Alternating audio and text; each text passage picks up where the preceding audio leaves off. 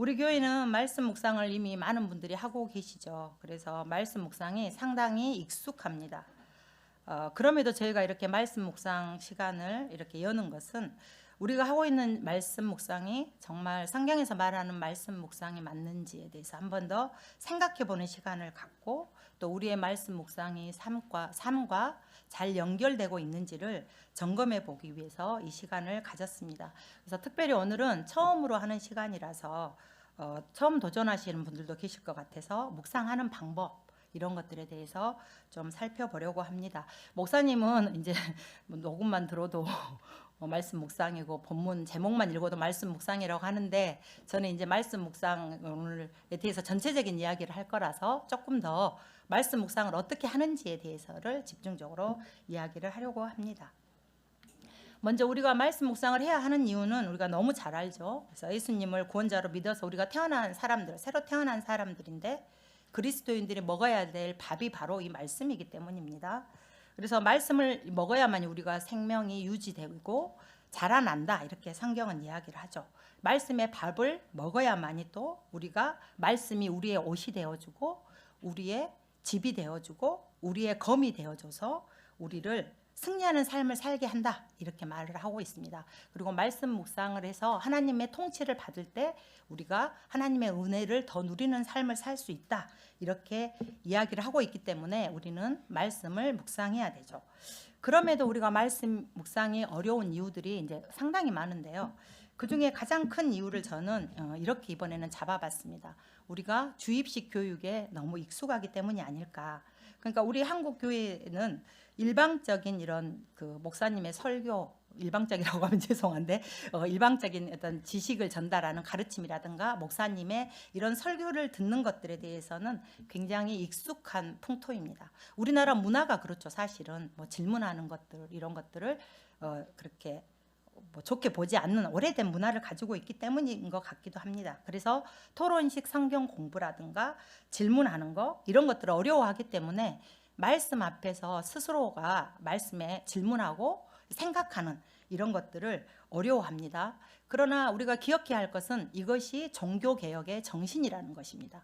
마르틴 루터가 종교개혁을 했던 가장 큰 이유가 무엇입니까? 하나님의 말씀을 교황만이 독점해가지고 교회가 타락이 됐고 부패를 했습니다. 그래서 종교개혁의 정신은 개인 누구든지 말씀을 펴서 하나님의 말씀을 읽어낼 수 있고 그 속에서 하나님의 음성을 들을 수 있다라는 것이 종교개혁의 정신입니다. 그러므로 우리가 스스로 이렇게 말씀을 읽는다는 것은 내가 하나님의 안에서 풍성한 삶을 살아가는 특권도 되지만 교회의 부패를 막고 교회를 건강해지게 하는 사역이 될 수가 있습니다. 그러니까 말씀을 묵상하는 일은 이렇게 우리에게 훨씬 더 영적인 일이다라는 것을 알 수가 있습니다. 그럼에도 우리가 말씀을 또 읽지 못하는 이유는 바쁜 현대인들이 빠른 답을 구하죠. 요즘에 너무 이제 세상이 바쁘니까 말씀 앞에 앉아서 혼자 이렇게 끙끙거리는 것이 되게 비효율적인 일로 보입니다. 특히 요즘에 이제 젊은 분들은 AI로 검색만 해도 빠르게 성경에 대한 지식도 알 수 있고 내가 궁금한 것들을 답을 찾아 알아낼 수가 있습니다. 그래서 말씀을 바라보는 게 되게 계속 뭔지도 모르겠는데 이렇게 하는 게 답답한 것처럼 보이지만, 우리가 잊지 말아야 할 것은 하나님은 우리의 이 말씀 앞에서 끙끙거리고 몸부림을 치는 그런 모습을 통해서 우리를 만나주시고 우리 삶에 놀랍도록 깃드신다는 것입니다. 그래서 말씀 묵상이야말로 어찌 보면 절대 인공지능이 할 수 없는 일이 아닐까. 그래서 절대로 사라지지 않을 인간의 몸부림이고 가장 값진 일이 바로 이 말씀을 묵상하는 일이 아닐까라는 생각을 하게 됩니다. 말씀의 유익은 우리가 이제 너무 잘 알죠. 그래서 많이 있는데요. 이런 유익들이 있다라는 것을 기억하시면 좋겠고, 그 다음에 이제 제가 본격적으로 이제 살펴보려고 하는 것은 이 말씀에 묵상하는 방법이 되겠습니다. 말씀 묵상의 방법들은 이제 교재 앞에 보면 이렇게 활용하세요라는 게 나와 있습니다. 그래서 그것을 보는 게 이제 가장 좋은 방법이긴 한데 그게 좀 어렵게 느껴질 수가 있어요. 그래서 저는 묵상을 이렇게 그냥 정의해봤습니다. 동작으로. 묵상이라는 것은 하나님 앞에서 멈추고 머무르고 나아가는 것이다. 그러니까 멈춰 섰다가 머물렀다가 나아가는 것이 묵상의 정 과정이다. 이렇게 동작으로 한번 생각을 해봤습니다. 그래서 멈추고 머물고 나아가는 이 전체 과정이 묵상이다. 이렇게 생각을 하시고 묵상을 생각을 하시고 계시면 좋을 것 같고요. 일단 묵상을 하기 위해서 가장 중요한 거, 가장 먼저 해야 될 것은 멈춤입니다. 멈춤. 우리가 묵상을 하는 이유가 뭘까요? 하나님의 말씀을 듣겠다라는 것입니다. 말씀 속에서 하나님의 음성을 듣겠다. 그러려고 하면 제일 필요한 게 멈춤이겠죠. 우리가 사람하고도 대화를 하는데 막 내 일을 하면서 예 말씀하십시오. 네 듣겠습니다. 이렇게 하는 것은 올바른 사실은 태도가 아닙니다. 그래서 내 일상을 멈춰야 됩니다. 내가 하기 싫다. 묵상하기 싫어. 이 마음을 멈춰야 되는 것이고요. 분주한 마음을 멈춰야 되는 것이고요. 일상을 멈추지 않으면 우리가 묵상을 할 수가 없죠. 그래서 주여 듣겠습니다. 말씀해 주십시오라는 마음으로 묵상을 시작해야 됩니다. 그래서 묵상을 하기 위해서 우리가 이제 이렇게 멈췄다면 그 다음에 중요한 것이 무엇이냐면 하나님 앞에 기도를 해야 됩니다. 왜냐하면 말씀 묵상을 아까도 말했듯이 말씀을 듣기 위한 것이기 때문에 말씀 속에서 다가오시는 하나님께 마음을 열고 대화하는 시간이 바로 이 말씀 묵상의 시간입니다. 그러므로 성령의 도우심이 필수적입니다. 그래서 주님 듣겠습니다. 내 눈을 열어주십시오. 성령께서 가르쳐 주시고 성령께서 생각나게 해주시고 저를 인도해 주십시오라는 마음으로 기도하면서 말씀 앞으로 나아가야 되겠습니다. 그렇게 나아가서 앉았다면 좋은 장소를 이제 생각하고 시간을 가지고 이렇게 해서 말씀 앞에 기도하고 앉았다면 그 다음 해야 되는 것은 무엇일까요? 말씀 앞에서 머무는 것이죠. 그래서 이 머뭄이라는 것은 이제 읽기, 말씀을 읽고 묵상하는 시간이 바로 이 머무름으로 제가 표현을 해봤는데요. 말씀 앞에서 머물기 위해서 뭘 해야 되냐면 말씀을 천천히 읽고 깊이 생각해보고 말씀이 우리 안에 들어와서 묵상되어지게 이렇게 그 안에 말씀 속에 충분히 머물러야 되는 것이죠. 즉, 이 말은 내가 말씀 안에 머무는 시간입니다. 말씀이 내게 다가오는 시간이기도 하지만 내가 말씀 안에 머무는 시간입니다. 우리는 이제 묵상을 우리 교회에 이제 제가 이렇게 생각을 했을 때 대부분이 아침에 일어나면 교회에서 올라온 유튜브 영상을 볼 것입니다. 그리고 묵상책을 펴서 제목을 읽고 묵상을 한 번이나 두 번 읽고 이해가 되지 않으면 뭔 소리야 이러면서 본문을 보겠죠. 이제 본문을 보고 해석을 보고 이런 말이구나 이런 걸 느끼고 질문이 3개 중에서 내 마음에 오는 질문 하나를 보면서 오늘 하나님보다 더 의지하는 것이 있나요? 이렇게 질문이면 오늘 내가 하나님을 더 의지해야 되네 이렇게 생각을 하고 말씀을 주로 덮을 것이라고 생각합니다. 그런데 이렇게 결단하고 이러고 그때 너무 좋았어요. 읽을 때도 괜찮고 이런 말이었구나 깨달은 건 좋았는데 우리의 문제는 무엇이냐면 이 말씀이 생각나지가 않는다는 거예요. 분명히 읽을 때는 좋았고 녹음할 때는 무슨 말인지 녹음을 들을 때는 알았는데 생각나지가 않습니다. 그냥 내가 묵상을 했다라는 이 행위만 남습니다. 왜 그러냐면 말씀을 깊게 잘 읽어내지 못했기 때문입니다. 그래서 말씀 묵상할 때 가장 중요한 거 말씀을 오랫동안 기억하고 새길 수 있도록 말씀을 읽어내는 것이 가장 중요한 일입니다. 그래서 제일 먼저 해야 할 노력이 있다면 그것이 바로 성경을 읽는 것입니다.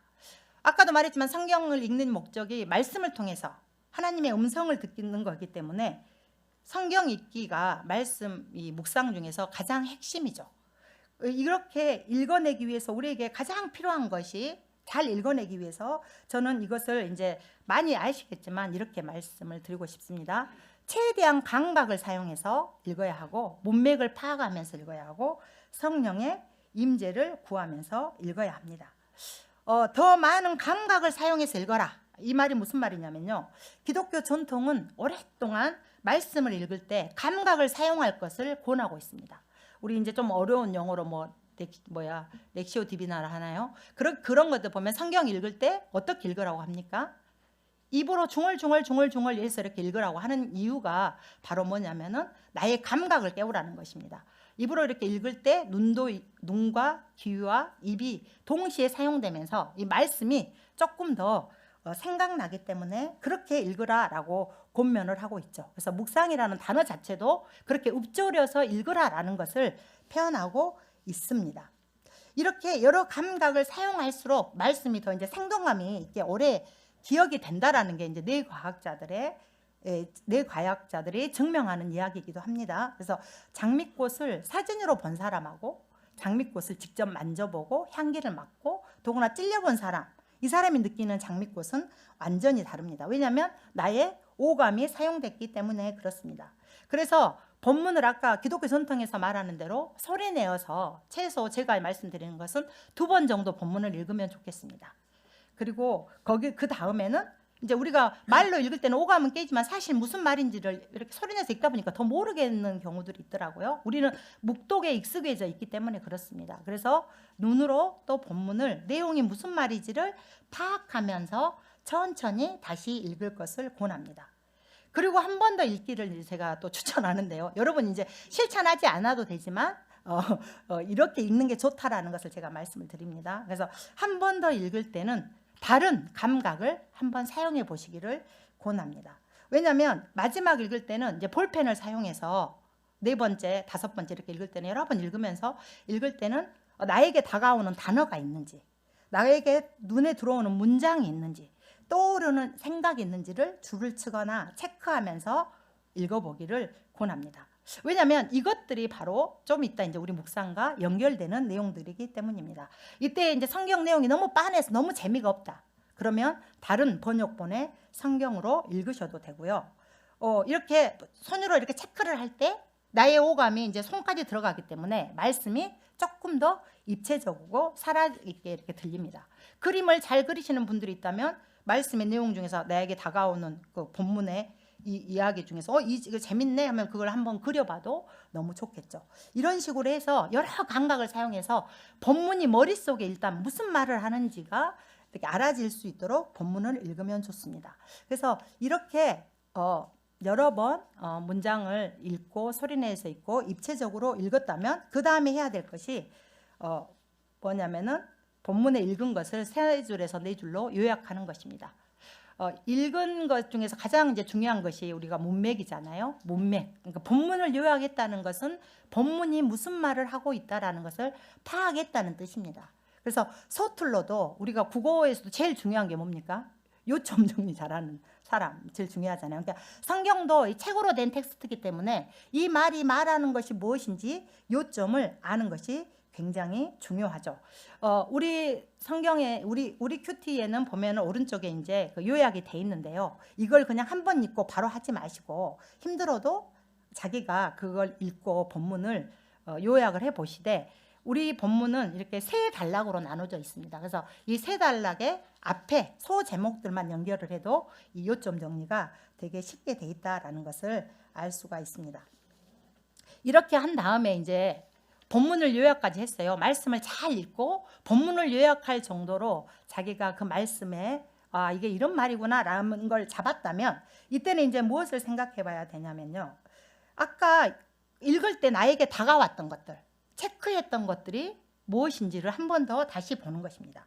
왜냐하면 이것들을 통해서 하나님께서 지금 뭔가 우리에게 말씀을 걸어오고 계시기 때문입니다. 그냥 내가 어떤 단어를 읽었어요. 근데 이 단어가 왜 이렇게 나한테 남아? 왜 하나님 왜 이 단어가 저에게 이렇게 남을까요? 이것을 하나님한테 묻는 마음으로 다시 보는 것이죠. 묵상을 하고 이거 본문을 읽었는데 갑자기 예전에 내가 있었던 그 일이 생각나요. 그러면 그 일과 이 본문도 뭔가 연결점이 있을 수 있습니다. 또 어떤 사람이 생각날 수도 있어요. 갑자기 어떤 사람의 얼굴이 생각나거나. 그러면은 그것도 하나님께서 이 본문을 통해서 나를 다루시려고 하는 것이 아닌가라는 생각을 가지고 살펴봐야 됩니다. 저는 지난주에 이제 그 베드로전서 금요일 날 2장 1절에서 10절 말씀을 묵상했는데요. 제목이 이제는 하나님의 백성이요라는 제목의 말씀이었습니다. 그러니까 제목이 좋으니까 처음 읽을 때 2번까지 읽을 때는 택하신 족속, 제사장 나라, 소유된 백성 막 이런 단어들이 더 이렇게 크게 다가왔어요. 신령한 젖을 사모하라 이런 말씀이어서 큰 소리를 읽을 때는 그 말씀이 다가왔습니다. 그리고 정말 백성들이 성도들이 너무 힘든데 하나님이 베드로 사도를 통해서 얼마나 그들을 위로하려고 하는지가 이렇게 마음이 와서 되게 그 마음에 좋아서 이제 본문을 여러 번 읽었는데요. 그런데 본문을 여러 번 읽어갈수록 저를 사로잡는 말씀은 1절이었습니다. 1절. 버리라 였는데 그 중에서도 이제 여러 개 버리라는 말씀이 나오는데 저에게는 악독, 이게 이제 저에게는 악한 의도로 보였거든요. 근데 악한 의도를 버리라라는 단어가 계속 눈에 들어왔습니다. 그렇다면 이렇게 들어온 이 단어를 가지고 이제 이 말씀을 가지고 묵상을 하는 것이죠. 묵상은 공부가 아니고 만남입니다. 그러니까 주시는 마음을 놓치지 않는 것이 굉장히 중요하죠. 그래서 나한테 지금 어떤 무슨 악한 의도가 있나? 왜 또 이 마음이 이 말씀에 오지? 이런 마음을 가지고 이제 묵상을 했습니다. 이 단계, 그러니까 이게 지금 제가 분리로는 묵상하기라고 따로 분리는 해놨지만 사실은 우리가 읽으면서 이 묵상이 저절로 쭉 이렇게 되는 과정입니다. 그래서 이 묵상하기 단계는 본문 속으로 사실 조금 더 깊이 들어가는 단계입니다. 그래서 본문에서 말하고자 하는 의미가 뭔지를 한 번 더 생각하면서 본문을 읽는 것이죠. 그런데 실상은 본문을 읽는 것 같지만 본문을 읽는 게 아니고 우리 내면 속으로 더 깊이 들어가는 과정입니다. 그러니까 지금 우리 읽기를 통해서 머리에 머물렀던 말씀, 이 말씀이 지금 이 묵상하기를 통해서 내 가슴까지 내려오는 과정이다, 이렇게 생각할 수 있습니다. 이때는 질문하면서 본문을 읽는 것이 굉장히 중요합니다.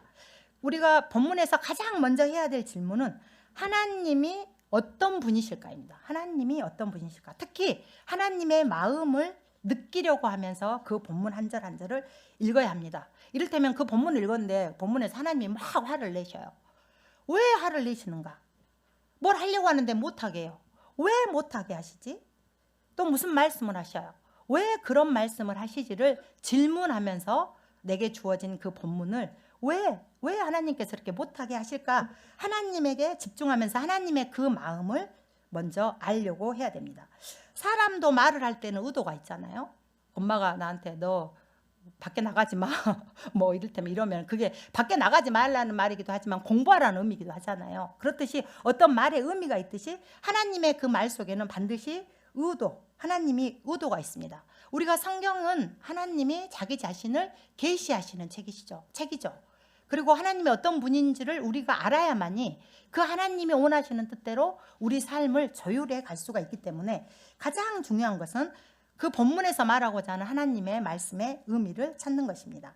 그 다음에 또 봐야 될 것이 뭐냐면 이 이야기 속에서 내게 주시는 교훈이 무엇인지를 이야기 속 인물들을 통해서 살펴봐야 합니다. 그래서 그 본문 속에 뭐 이를테면 인물이 없거나 그랬을 때는 뭐 어떤 상징이 나오면 상징의 의미라든가 비유, 또 숨겨져 있는 이 본문이 겉으로 지금 쓰여진 것 말고 그 본문 속에 뭔가 의미가 더 깊은 의미가 있지 않을까를 생각하면서 읽는 것이 바로 이 묵상하기 단계입니다.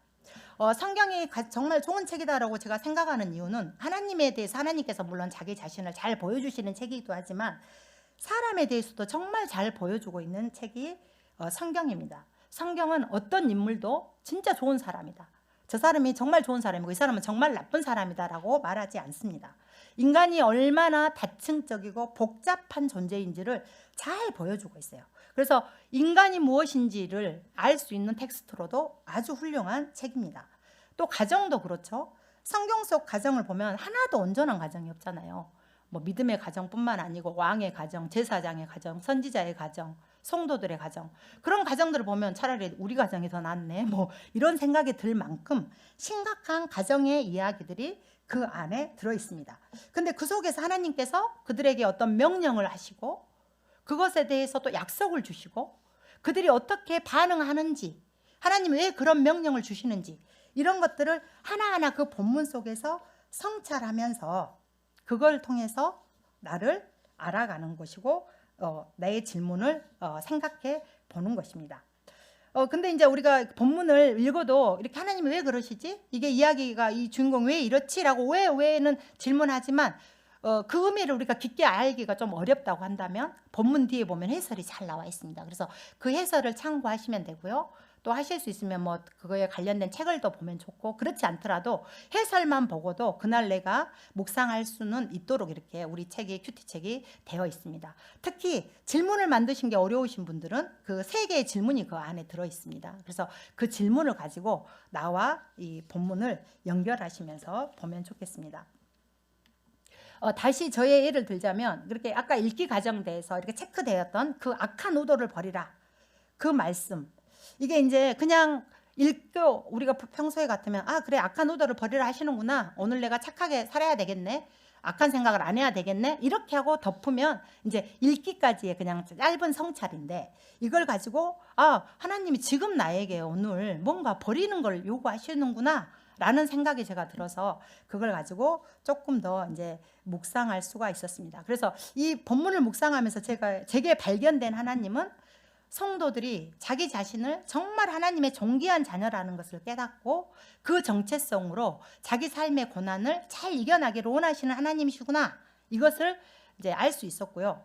특히 이제 1절에 제가 이제 주목했던 건 1절이니까 1절에 보면 기만, 비방, 시기 뭐 이런 것들을 버리라는 단어로 봐서 하나님께서 자기 중심성을 버리라는 말이구나라는 말로 다가왔습니다. 그래서 저는 질문을, 지금 내가 버리고 경계해야 할 자기 중심적인 태도는 뭘까라는 이제 질문으로 묵상을 시작했습니다. 근데 묵상을 하다 보니까 그 며칠간 이제 제 안에, 그 당시 금요일이니까 수요일부터 제 안에 자꾸 이런 마음이 있었는데, 그 마음이 이제 이렇게 생각이 나는 거예요. 제 마음 속에 그냥 다 소용없다, 이런 마음이 이제 왔었어요. 다 소용없어, 끝도 없어, 대충 해, 이것에 너무 마음 쓰지 말자, 막 이런 마음이 떠올랐습니다. 사실 저는 생각보다 게으르고 생각하기 싫어하는 사람이에요. 그런데 이제 점점 이렇게 사역을 하다 보니까 자꾸 뭔가를 생각해야 되고 또 마음 써야 될 뭔가가 있고 막 이런 거예요. 그러니까 이제 그게 좀 버겁게 느껴졌습니다. 그런데다가 이제 집안 사정을 생각해 보면 일을 지금 내가 하러 나가야 되는 상황인데 이렇게 어정쩡한 사역자가 돼가지고 내가 감당할 수 없는 이 버거운 일들 속에서 이렇게 끙끙거리고 있는 나 자신이 너무 그냥 싫었어요. 그래서 이 사역자라는 옷을 정말 벗어버리고 싶다, 이런 마음이 제 안에 며칠 동안 있었습니다. 교회에 내가 무슨 인생이 꼭 저당 잡힌 듯한 그런 막 짜증이 올라오니까 막 불평이 나오는 거예요. 불평이 나오고 막 화가 났습니다. 근데 그 마음을 하나님께서 이렇게 계속 들여다보게 하셨습니다. 그러면서 하나님께서 저에게 하는 그 악한 의도를 버리라는 그 마음은 그 다 필요 없다는 생각, 나에게 맡겨진 일이 귀하지 않다라고 생각하는 그 세속적인 잣대, 그 마음을, 그러니까 네 마음대로 그냥 네 중심적으로 생각해가지고 그건 필요 없는 일이야, 그건 소용없어, 하나만 해, 그냥 대충 살아도 돼, 이렇게 생각하는 그 못된 마음을 버려야 한다는 말씀으로 제게 다가왔습니다. 그러면서 하나님이 저에게 주신 마음은, 네가 지금 입고 있는 그 사역자의 옷, 너에게 버거워 보이는 그 옷이 너에게 가장 존귀한 옷이야. 그러니 너는 그 옷을 잘 갖춰 입어야 한다라는 말씀으로 다가왔습니다. 그러니까 이제 제 마음이 며칠 동안 어지러웠던 제 마음의 생각이 조금은 좀 털어졌고 회개하면서 마음이 다잡아지기도 했습니다. 묵상은 이렇게, 이 묵상하기 단계는 이렇게 읽기를 통해서 주어진 그 말씀을 내가 조금 더 깊이 들여다보면서 하나님의 마음이 내 안에 들어와서 내 마음 속에 있는 이 가라지들을 뽑아내는 일입니다. 그럼 그 마음이 다시 안 올까요? 아마 제 생각이랑 다른 형태로 자기 중심적인 이런 마음들은 또 저에게 다가올 것입니다.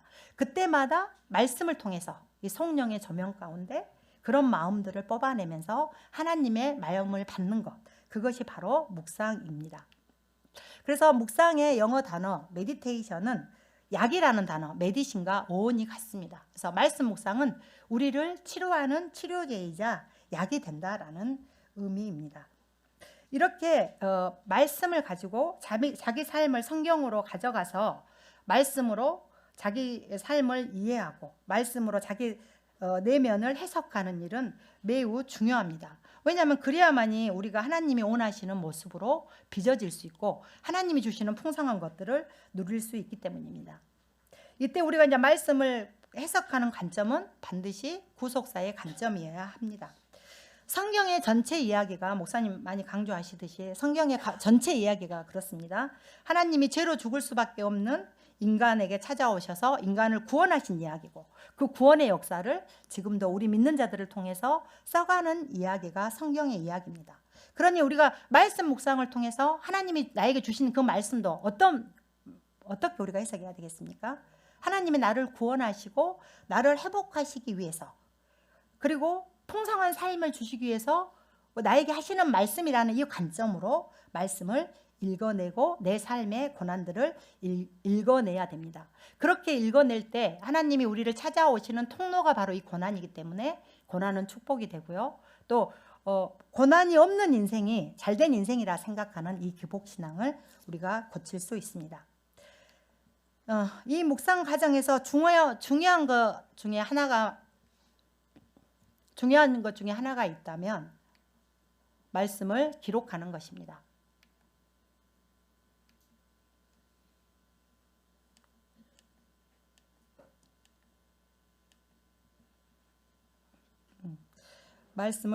깨달은 말씀을 기록하는 것입니다. 은혜는 생각보다요 휘발성이 강합니다. 그래서 말씀을 듣거나 이렇게 묵상할 때는 너무 좋은데 기록하지 않잖아요. 그러면 금방 사라져 버리죠. 기억이 잘 나지 않습니다. 그래서 말씀을 기록할 때 우리가 이렇게 적어보면 내게 주신 마음과 말씀이 더 선명하게 정리되는 것을 우리가 알 수 있습니다. 그 다음에 우리가 이제 하는 것은 무엇입니까? 주신 말씀을 가지고 기도하는 것이죠. 하나님 앞에 감사 기도하고 말씀을 품고 나아가겠다라는 마음으로 나아가는 것입니다. 그런데 묵상을 하면서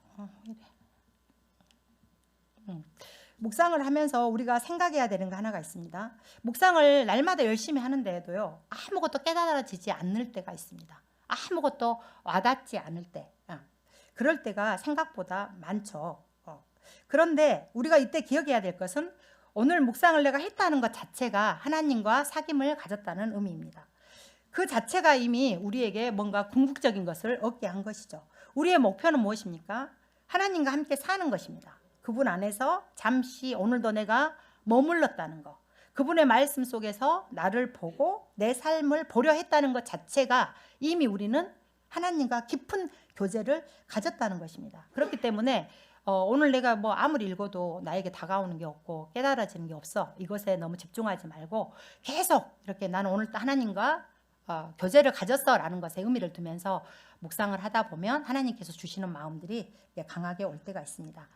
우리의 이 대부분의 묵상은 여기서 보통 끝나죠. 우리의 큐티는 보통 기도까지 해서 저 같은 경우는 끝날 때가 참 많았던 것 같아요. 그래서 본문을 읽고 묵상을 통해서 주신 마음이 있으면 그 마음을 들여다보고 이렇게 안 살아야지 이렇게 몇 자 적고 기도까지 하고 나서 오늘 묵상 끝났다 이러고 공부하듯이 책을 덮을 때가 많습니다. 그런데 묵상의 가장 중요한 방점은 뭡니까? 하는 것이 아니라 사는 것이 있습니다. 사는 것. 우리가 묵상을 하면서 가장 취약한 것이 바로 이 말씀을 실천하는 것이고 이것이 가장 어렵습니다. 그래서 이때 해야 될 것이 바로 우리가 가장 중요하게 생각해야 될 것이 묵상한 말씀을 되새기는 반추입니다. 반추 아시죠? 반추 동물하면 우리 가장 잘 알 수 있는 게 소입니다. 소는 하루에 5번에서 6번, 하루 한 번에 뭐 40분씩 이렇게 되새김질을 한다고 하지 않습니까?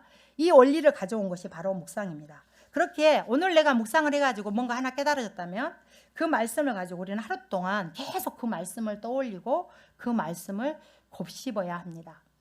이렇게 되새길 때 묵상에서 처음 깨달았던 것하고요, 그 다음에 묵상을 통해서 이렇게 깨닫게 되는 것은 말씀의 깊이나 풍미, 깨달음이 훨씬 달라집니다. 그리고 은혜의 깊이가 달라집니다. 그리고 이제 이렇게 살다 보면 적용이 저절로 됩니다. 그래서 그냥 계속 말씀을 그냥 되새기고 계속 하고 있는데 어떤 사건을 만났을 때 내가 이 말씀이 있으니까 그 말씀으로 이렇게 해석을 하면서 갈 수가 있는 것이죠. 이를테면 내가 오늘 너무 시리에 빠져갖고 있는데 내가 오늘 말씀 가운데 엄청 용기를 얻었으면 그 시리가 내가 오늘 말씀을 이렇게 묵상한 말씀이 저절로 그 시리를 읽게끔 이렇게 만들어 줍니다. 이것이 바로 이제 저절로 묵상이 우리 삶에 적용이 되게 하는 것이고, 이것이 묵상에서 가장 중요한 단계다라고 할 수 있습니다. 제게도 이와 비슷한 경험이 있는데요. 몇 년 전에 저는 이제 사무엘하 6장을 묵상했던 적이 있었습니다. 우리 본문이어가지고 다윗이 언약궤를 다윗성으로 이렇게 옮겨오면서 기뻐 춤추는 장면이 있습니다. 그 장면을 묵상한 날이었습니다. 그래서 그것을 보고 있던 미갈이 창가에서 이제 다윗을 보면서 내다보면서 비웃고, 그리고 이제 왕을 맞으러 간 자리에서 다윗에게 왕답지 못했다고 막 비난하고, 그래서 평생 다윗의 눈밖에 난 이야기입니다. 그래서 그날 아침에 제가 그것을 묵상할 때는 다윗의 이중성이 저한테 크게 다가왔습니다. 하나님 앞에서 저렇게 기뻐 어쩔 줄 몰라 하는 그 모습도 있지만, 정말 나쁘다. 미갈이 저렇게 재혼해서 행복하게 잘 살고 있는데 저렇게 여자를 데려와서 감금시켜 놓고 자기는 하나님 앞에서 춤을 춘다고? 그러면서 그날 제가 생각했던 것은 제 안에도 저런 이중성이 있겠구나. 그래서 그것을 고쳐야 된다. 이렇게 제가 묵상이 됐습니다. 그리고 그냥 그렇게 큰 임팩트 있는 묵상이 아니었습니다. 그런데 그날 하루 종일 그 본문이 계속 생각이 났습니다. 처음에는 미갈이 진짜 불쌍하다 이런 마음이 들었고요. 좀 있으니까 진짜 하나님 가혹하시다 이런 마음이 들었습니다. 그런데 그 장면이 자꾸 생각이 났는데, 자꾸 생각나면서 제가 집중됐던 부분은 어떤 것이었냐면, 미갈이 자꾸 창가에서 다윗을 내려다보고 있는 것만 같았습니다. 죽이고 싶은 마음으로 자기의 행복을 짓밟고 자기를 이렇게 가다 놓고 밖에서 막 기뻐서 춤을 추는 그 다윗의 모습이 얼마나 정말 분노가 났을까, 얼마나 죽여버리고 싶었을까, 이런 마음이 막 들었는데요. 근데 갑자기 제 마음에 그것이 네가 남편을 바라보는 마음이다 라는 마음이 드는 거예요.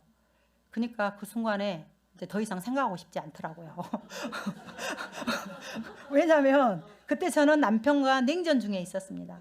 그러니까 그 마음을 생각하는 것 자체가 너무 싫었어요. 근데 왜 하필 또 그 말씀이 나한테 와? 이런 마음이 드니까 이제 생각을 안 하고 잊어버렸습니다. 사실 일도 하고 이제 바쁘니까. 근데 저는 그때 이제 매일 밤에 교회 기도하러 왔을 텐데, 다른 것들을 놓고 계속 기도를 하는데 갑자기 그 본문의 말씀이 다시 떠올랐습니다. 그러면서 그 미갈이 다윗을 바라보는 그 눈빛, 그것이 나의 눈빛이다라는 걸 엄청 강하게 지적을 하셨습니다.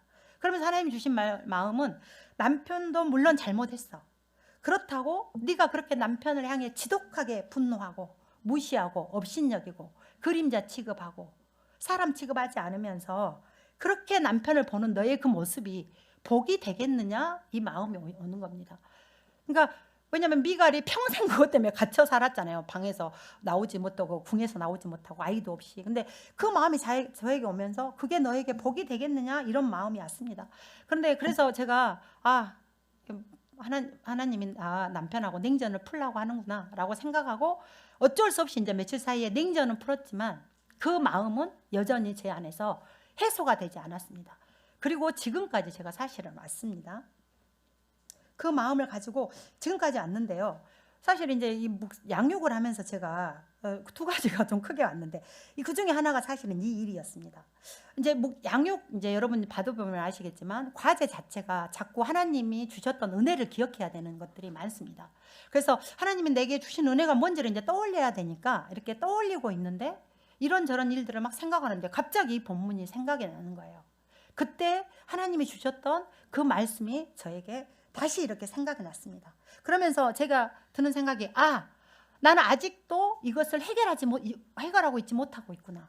하나님은 그렇게 말씀을 주셨는데도 여전히 나는 그 싸늘함을 고치고 있지 못하고 있구나. 순종하고 있지 못하고 있구나 라는 마음. 그래서 뭔가 통과되고 있지 못하고 있다라는 마음이 들었습니다. 그리고 또 한 가지는 후회가 밀려왔어요. 그때 내가 하나님이 그 마음을 주셨지만 정말 하기 싫었던 게 뭐였냐면, 왜 맨날 나만 회개를 해야 되냐고요. 왜 맨날 나만 하나님 앞에서 맨날 혼이 나야 되냐고요. 잘못은 내가 아닌데, 내가 생각할 때 왜 맨날 나한테만 고치라고 돌이키라고. 그래서 그게 너무 짜증이 났어요. 그래서 제가 하나님 앞에, 하나님, 나는 이제 더 이상은 그것은 생각하고 싶지 않습니다. 이렇게 생각을 했는데, 이제 좀 지나서 그런지 제가 성숙해진 건지 모르겠지만, 그때 하나님이 주셨던 그 말씀은 진짜 나의 행복을 위한 말씀이었겠구나라는 생각이 이제 그 순간에 갑자기 다시 본문을 생각하면서 그 마음이 들었습니다. 그래서 내가 그것을 고치지 못하고 있는데 어떻게 그것이 나에게 복이 되겠느냐라는 이 말씀이, 이 마음이 또 이렇게 막 강하게 드는 것입니다. 그러니까 그때 묵상했을 때 당시에 그 미갈의 눈빛, 그 다음에 기도했을 때 하나님이 주셨던 그 마음, 다시 내가 이제 2년이나 지나고 나서 다시 컴퓨터 앞에 앉아서 그것들을 바라보면서 느끼는 이 마음이 이렇게 막 복잡하게 얽히면서 제게 하나님이 주신 어떤 강한 마음이 제게 들었는데, 그 마음이 뭐였냐면 이제 결단하고 순종해야 된다는 마음이었습니다. 근데 이것을 뭐라고 표현해야 될지 모르겠어요. 결단하고 순종한다고 해서 되는 게 아니었거든요, 지금까지. 근데 그날 주는 마음은 그런 게 아니고 그냥 어떤 뭔가 깨달음이 제 안에 이렇게 훅 들어오는 느낌이었습니다. 그냥 순종을 해야 된다라는 게 뭔지 모르지만 훅 저에게 들어와서, 제가 이제 지금도 이게 얼떨떨한 게 그때부터 제가 남편과 눈을 맞추면서 이야기를 하게 되었다는 것입니다. 몇 년 동안 한 번도 이렇게 눈을 보면서 이야기를 한다던가 같이 서로 대화를 한다던가 이런 적이 한 번도 없었는데, 잘하고 잘 못하고가 문제가 아니고 그냥 제 마음에 이게 뭔가 순종을 해야 돼, 이제는 그게 내게 하나님이 원하시는 거야 라는 게 이 다시 묵상을 하면서 제 안에 이게 그냥 해석이 되었다 해야 될까요? 순종할 힘이 왔다 해야 될까요? 그렇게 되면서 저도 모르게 남편을 향한 태도가 변했습니다. 지금도 얼떨떨하고 이게 뭔가 이런 생각이 드는데 여전히 잘못합니다, 제가 보기에는. 그런데 제 눈빛, 그러니까 그 싸늘하고 제가 그렇게 차가웠던 저의 시선이 하나님의 말씀 가운데 그냥 이렇게 저절로 교정이 되었습니다. 이 묵상을 다시 이렇게 그 반추하는, 되새김하는 이 과정을 통해서 제가 느낀 것이 있다면 이것입니다. 내게 한번 해석된 말씀, 내 안에 심겨진 말씀은 언제든지 다시 우리 안에 되살아나서 이렇게 묵상이 되어지고, 이게 삶에 적용하기까지 시간이 걸릴 수는 있지만 이 묵상된 말씀은 절대 사라지지 않고 다시 적용되면서 우리를 변화시키게 된다라는 것입니다. 그리고 하나님의 말씀은, 그러니까 하나님의 말씀은 묵상하면 묵상할수록, 다른 말로 하면 우리를 순종할 수 있는 어떤 힘이 이렇게 확 오는 것 같고요. 그걸 통해서 나를 묶고 있던 어떤 것을, 결박을 풀어버리는구나 라는 이런 자유함을 느꼈습니다. 그렇기 때문에 제가 요즘에 이제 묵상을 하면서 가장 주안점을 두고 있는 것은 바로 이 말씀을 되새기는 것입니다. 그래서 말씀을 묵상을 하면 예전에는 끝났다 하고 적고 이제 덮어버렸는데, 지금은 의도적으로라도 하루에 3번이라도 최소한 그 내가 묵상했던 말씀 화면을 켜서 다시 읽어보기도 하고 본문 책을 찾아보기도 하고 이렇게 자꾸 다시 생각해 보려고 애를 쓰고 있습니다. 이렇게 할 때 묵상이 자연스럽게 적용으로 이끌어지는 것 같습니다. 아까 우리가 읽기를 통해서 머리로 왔던 말씀이 묵상을 통해서 가슴으로 왔다면, 이 반추하는, 계속 되새김질하는 이것을 통해서 이 말씀이 우리의 손발에까지 침투하게 되는 것 같습니다. 그래서 우리를 순종의 사람으로 빚어가게 되는 것 같습니다. 이렇게 말씀대로, 그러니까 우리가 이제 여기서 생각해야 될 것은 뭐냐면, 우리가 말씀대로 살지 못한 것에 너무 조급해하지 않았으면 좋겠습니다. 오늘 내가 적용을 했냐, 적용을 하지 않았냐, 이것보다 더 중요한 것이 뭐냐, 오늘 내가 주셨던 그 한 말씀이라도 계속 되풀이하면서 생각하고 그 안에서 더 깊은 은혜를 찾아가고 그걸 가지고 와서 기도하면서 다시 내 삶을 해석하고, 이런 과정이 우리를 순종의 사람으로 빚어가는 것 같습니다. 그리고 이것이 성경이 말하는 말씀을 주야로 묵상하는 삶이 아닐까라는 생각을 합니다. 그러니 사랑하는 우리 물된동산 성도 여러분, 말씀대로 살지 못한 것을 조급해하거나 정죄하지 마시고, 날마다 말씀 앞에 나아가서 주님과 대화하면서 주님 앞에서 자기의 삶을 이렇게 말씀으로 자꾸 해석해보는 우리 물된동산의 성도들이 되시기를 바랍니다. 좀 길게 했는데요. 긴 시간 수고하셨고, 다음 주에 또 나눔에 대해서, 묵상에 대해서 조금 더 나누도록 하겠습니다. 기도하고 마치겠습니다. 하나님, 우리가 매일 말씀을 펼치고 읽는 그 작은 수고가 주님의 세미한 음성을 듣는 시간이고, 우리 삶을 치유하고 회복하시는 은혜의 시간임을 이 시간 다시 깨닫게 하시니 감사합니다. 바라기는 이 한 주 우리가 분주한 삶을 잠시 멈추고 말씀 속에서 주님을 만나는 이 귀한 은혜를 더욱 소중히 여기어 날마다 말씀 앞에 머물며 묵상하는 삶을 살게 하셔서 주님을 더 깊이 경험하는 복된 날들이 될 수 있도록 은혜를 부어 주옵소서. 한 주간도 함께 하실 것을 믿고 감사드리며 예수님 이름으로 기도합니다. 아멘.